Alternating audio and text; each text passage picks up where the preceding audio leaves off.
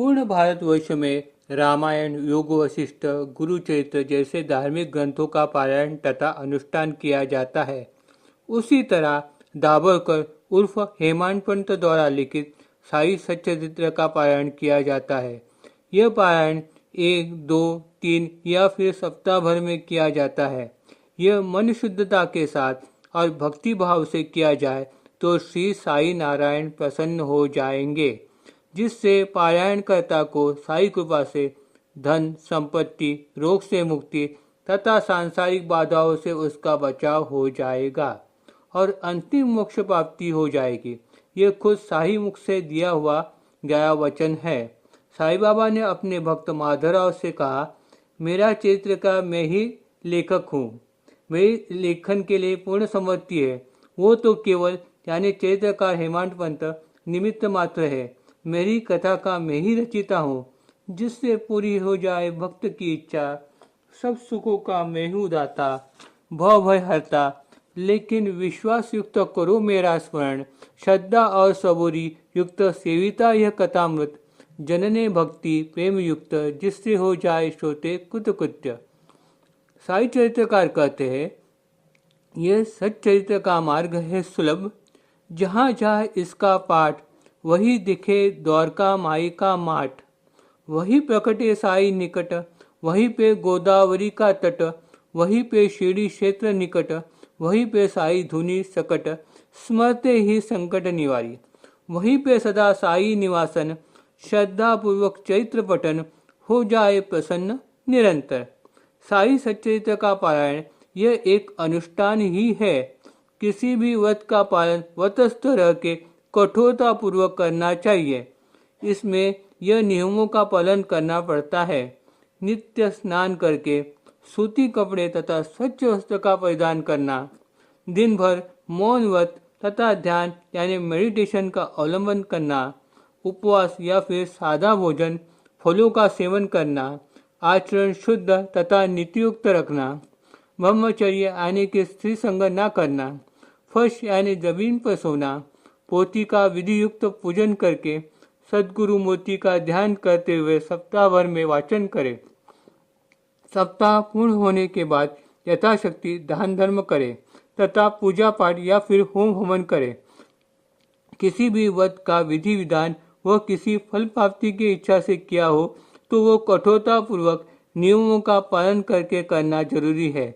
लेकिन कोई भी अपेक्षा न रखते हुए केवल श्रद्धा और भक्ति भाव से उपास्य देवता की प्रसन्नता हेतु किसी व्रत किया हो तो उसमें भक्ति तथा श्रद्धा महत्वपूर्ण रहती है। शारीरिक असमता की वजह से या फिर सांसारिक तकलीफों की वजह से किसी नियमों का यथा योग्य पालन न करने पर कृपालु परमेश्वर हमें माफ कर देंगे। बाबा ने खुद कहा है कि मुझे न किसी पूजा उपचार की जरूरत है और न ही षोडश और अष्टोपचार की। जिसका भाव हुआ जैसा, वह रूप हुआ मेरा वैसा। हेमांत पंत कहते, हरि तो है निज भक्तों का केला, भोले भाविकों का भुकेला। प्रेम की खातिर पूर्णता बिकेला, सदा हटेला दाम्भिका। आखिर सब बातों का यही सार निकलता है कि ऊपर बताई गई विधि विधान यथास्थिति पालन करना संभव हो तो जरूर करना चाहिए। यह एक तरह की धार्मिक तपस्या ही है। पर कोई ना बातें अगर संभव ना हो तो पारायण बिल्कुल भी न टाले। पोथी का भक्ति भाव से पारायण करें। जल्दबाजी न करते हुए उसमें बताए गए अर्थ पर ध्यान देकर और संभव हो तो उसी तरह का आचरण करें। यह बातें महत्वपूर्ण है। पहले पारायण में यह संभव ना हो तो आगे जरूर यह साध्य हो जाएगा। कई बार भक्तों को पोथी का अनेकों बार पारायण करने पर भी इच्छित फल प्राप्ति नहीं होती, तो इसकी वजह क्या होगी, हम अब ये जानने की कोशिश करेंगे। बाबा अपने भक्तों को सदा श्रद्धा और सबूरी की सलाह देते थे। सबूरी का अर्थ है धैर्य यानी धारिष्ठ। दुख और आपत्तियों में मन को विचलित न करते, उससे सहने की शक्ति। साईं बाबा प्रथम भक्तों की संकटें स्वयं दूर करते थे। बाद में उस भक्त की आध्यात्मिक प्रगति होने पर उन संकटों को धैर्य के साथ लड़ने की शिक्षा देते थे, क्योंकि वो अपने पिछले या चालू जन्म के कर्मों के भोग होते हैं। अगर वो बाकी रह गए तो पुनर्जन्म लेना पड़ता है। हमें साईं के भक्ति के द्वारा उसे सहने की शक्ति प्राप्त हो जाती है। पिछले तथा चालू जन्म के बुरे कर्मों का नाश करने के लिए तप तथा दान यही एक उपाय है। एक बार गोमंतक यानी दक्षिण गोवा तटीय प्रदेश से आए हुए 2 भक्तों में से एक भक्त से साईं ने 15 रुपये दक्षिणा मांग के लिए ली, तो दूसरे एक भक्त द्वारा 35 रुपये दक्षिणा अर्पण करने पर उसे नकार दिया।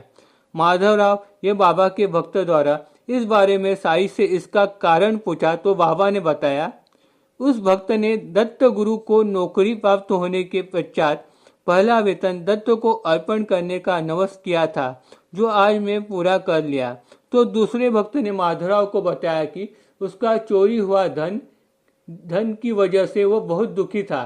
तब एक फकीर ने उन्हें शिरडी के साईं बाबा के बारे में बताया और उसे ये संकल्प करने के लिए कहा कि जब तक उसकी चोरी हुए धन प्राप्त नहीं होता तब तक वह अपनी प्रिय खाद्य पदार्थ त्याग दे और धन प्राप्ति के पश्चात वह शिरडी जाकर साईं के दर्शन करे।